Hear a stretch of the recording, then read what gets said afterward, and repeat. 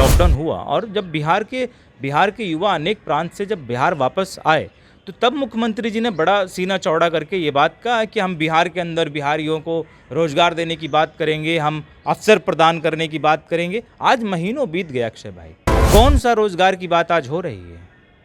कौन सा विशेष प्रावधान देने की बात हुई? कौन सा विशेष पैकेज देने की बात हुई? बिहार के नए उद्योग मंत्री बने भाजपा से शाहनवाज भाई, जब वो बने तो बड़ी बड़ी बातें हुई, यहाँ उद्योग लगाएंगे, यहाँ क्लस्टर बनाएंगे, वो बनाएंगे। और उनका जब पोस्ट आप देखेंगे तो कुछ ना कुछ रोज़ कहीं ना कहीं वो हो जाता है, कोई नया उद्योग लग जा रहा है, कहीं नई फैक्ट्री बन जा रही है। और वो हकीकत में कहाँ पे है? आज उद्योग मंत्री बताएं। नहीं तो याद रखिए मुख्यमंत्री जी, ये बिहार का युवा है, एक समय आएगा कि आपको सत्ता से उठाकर फेंक देगा और आप कहीं के नहीं बचिएगा।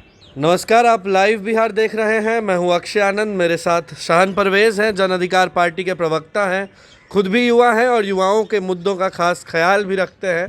सबसे पहले तो स्वागत है आपका लाइव बिहार पर। शुक्रिया। युवा फिलहाल बहुत परेशान है, चाहे दरोगा अभ्यर्थियों का मामला हो या वो STET शिक्षकों का मामला हो या कोई और परीक्षाएं हो। और बिहार का युवा खासकर जो है सरकारी नौकरी के पीछे भागता है, सरकारी नौकरी करना चाहता है। जन अधिकार पार्टी और शाहन परवेज़ का इस पर क्या स्टैंड है?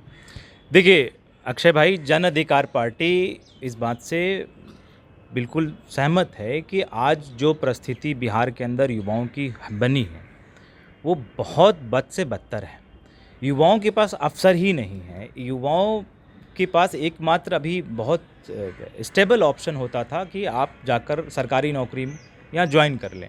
जब सरकारी नौकरी में इस प्रकार की धांधली होने लगी, चाहे वो दरोगा भर्ती को लेकर हो, चाहे मेडिकल को लेकर हो, चाहे STET का आपने मामला देखा होगा कि मेरिट लिस्ट जारी करने के बाद दोबारा मेरिट लिस्ट जारी किया गया। और सबसे बुरी बात ये है कि जन अधिकार पार्टी का सरकार से इस बात को लेकर बड़ा विरोध रहा है कि जब अगर युवाओं अपने अधिकार की बात की, जिस प्रकार से STET के अभ्यर्थियों ने अगर उन्होंने कहा कि जांच का विषय है, उनको अगर गड़बड़ी दिखाई दे रही है तो सरकार को उनकी बात को मानना चाहिए था और सरकार को वहाँ पे जांच बैठाने की बात करनी चाहिए थी। और अगर शिक्षा मंत्री से लोग मिलना चाहते हैं, मुख्यमंत्री से मिलना चाहते हैं, तो उनके ऊपर पुलिस से डंडा बरसाया जाएगा, लाठी बरसाई जाएगी और उनको मारा जाएगा।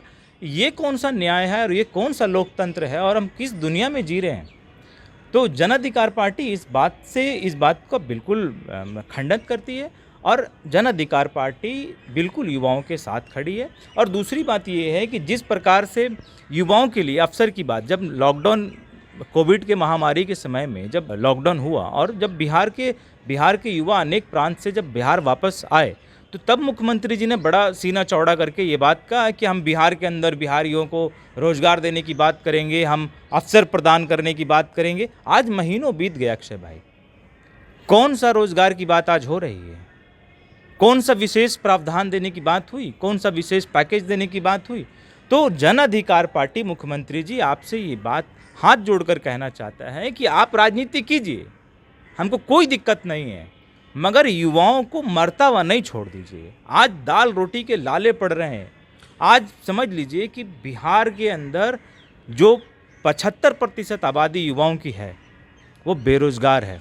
और बढ़ता हुआ अपराध का ग्राफ जो है उसको भी लोग इसी से जोड़ रहे हैं कि रोजगार में संकट है तो आपराधिक घटनाएं जो दिन प्रतिदिन खासकर जिलों में बढ़ती हुई नजर आ रही हैं, बढ़ रही हैं। हमने इन 15 दिनों में केवल पटना के आसपास का, पटना के 20-30 किलोमीटर के रेडियस का जो हमने अपराध की घटना उठाकर देखी है, इन 15 दिनों में ऑन एन एवरेज एक मर्डर सिर्फ पटना के रेडियस में हुआ है।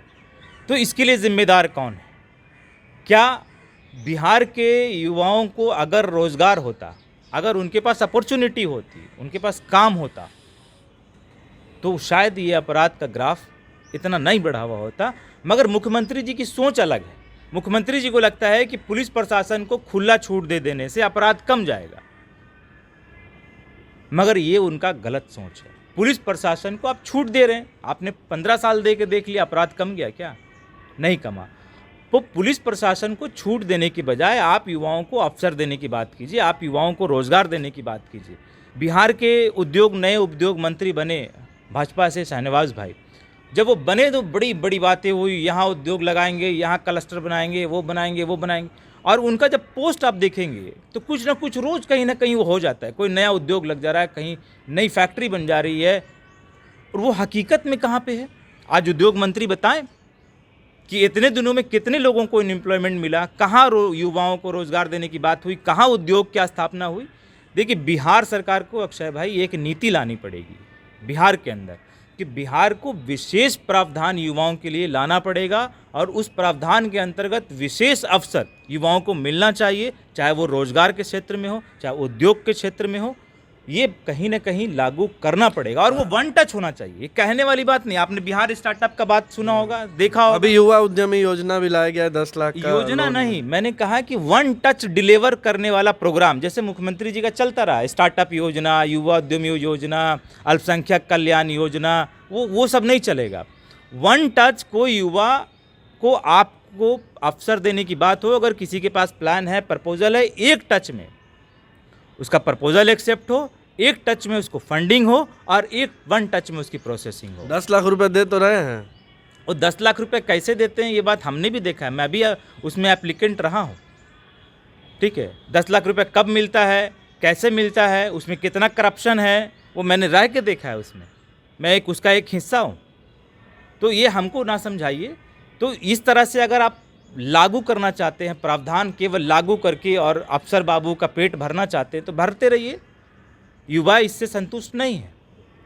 आज बिहार के अंदर विशेष रूप से जन अधिकार पार्टी मुख्यमंत्री जी से ये मांग कर रही है कि आपने जो वादा महामारी के समय में युवाओं से किया है, आज उसको लागू करने का समय आ गया है। और नहीं तो याद रखिए मुख्यमंत्री जी, ये बिहार का युवा है, एक समय आएगा कि आपको सत्ता से उठाकर फेंक देगा और आप कहीं के नहीं बचिएगा। जन अधिकार पार्टी निरंतर सड़कों पर उतरता रहा है, प्रदर्शन करता रहा है। आगे क्या कुछ कार्यक्रम है ऐसा कि किसी खास मुद्दे का विरोध करते हुए सड़क पर पार्टी आ रही है? देखिए, जन अधिकार पार्टी की आइडियोलॉजी ये रही है कि जब जब जन सरोकार को लेकर सरकार को आईना दिखाने का काम जन अधिकार पार्टी लगातार करती रही है और आगे भी करती रहेगी। आज बड़ी दुर्भाग्य की बात है अक्षय भाई कि बिहार के अंदर जो सो कॉल्ड एक नैरेटिव सेट किया गया कि विपक्ष जो का एक नैरेटिव सेट किया गया, वो बड़ी दुर्भाग्य है।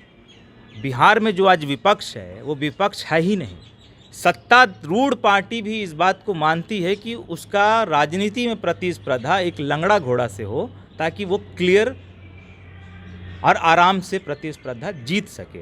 आप समझिए ना कि जिस प्रकार से लोकतंत्र के मंदिर में विधायकों को लगातार गुंडों और मवालियों की तरफ पुलिस प्रशासन के द्वारा पीटा गया, उसके बाद विपक्ष के लीडर ने, अपोजिशन के लीडर ने क्या कर लिया। आज महीनों बीत गए, जब बिहार को आपदा विपदा और दुख की घड़ी में जब उनको मदद की ज़रूरत पड़ी तो विपक्ष के नेता कहाँ गायब हो गए।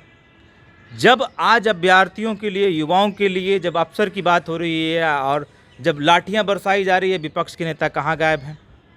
तो जन अधिकार पार्टी इस बात को और अपने कर्तव्य को बाखूबी निभा रही है और आगे भी निभाएगी। जब जब सरकार को आईना दिखाने का ज़रूरत पड़ेगा, तब तब बिहार की जनता के हित में सरकार को आईना दिखाते रहेंगे। हम सदन में नहीं हैं, मगर हम सड़क पे ज़रूर हो सकते हैं।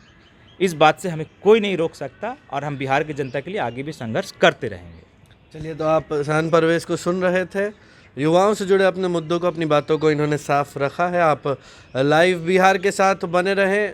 अगर अभी तक आपने हमारे चैनल को सब्सक्राइब नहीं किया तो सब्सक्राइब ज़रूर कर लें। फेसबुक पर हमारे पेज को लाइक करें।